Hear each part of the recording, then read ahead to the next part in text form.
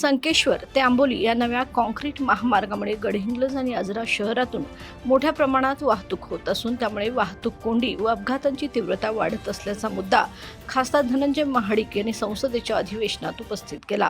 या पार्श्वभूमीवर दोन्ही शहरांसाठी स्वतंत्र बायपास रस्ता निर्माण करण्याची मागणी त्यांनी केंद्र सरकारकडे केली। या मागणीवर उत्तर देताना केंद्रीय रस्ते वाहतूक मंत्री नितीन गडकरी यांनी सांगितले की गडहिंग्लज आणि आजरा शहरांसाठी बायपास रस्त्याचा प्रस्ताव राज्य सरकार मार्फत केंद्राकडे आला असून सध्या त्यासाठी सविस्तर प्रकल्प अहवाल अर्थात DPR तयार करण्याचे काम सुरू आहे। याशिवाय कोल्हापूर ते सांगली या 4 पदरी महामार्गाच्या कामाबाबतही चर्चा झाली। सुमारे 1192 कोटी रुपयांच्या या प्रकल्पासाठी निविदा प्रक्रिया सुरू असून एप्रिल महिन्यात निविदा मंजूर होण्याची शक्यता आहे। जमीन संपादनाची प्रक्रिया पूर्ण झाल्यानंतर एप्रिलमध्ये अशा महामार्गांच्या कामाला प्रत्यक्षात सुरुवात होईल, अशी माहिती केंद्रीय मंत्री नितीन गडकरी यांनी दिली।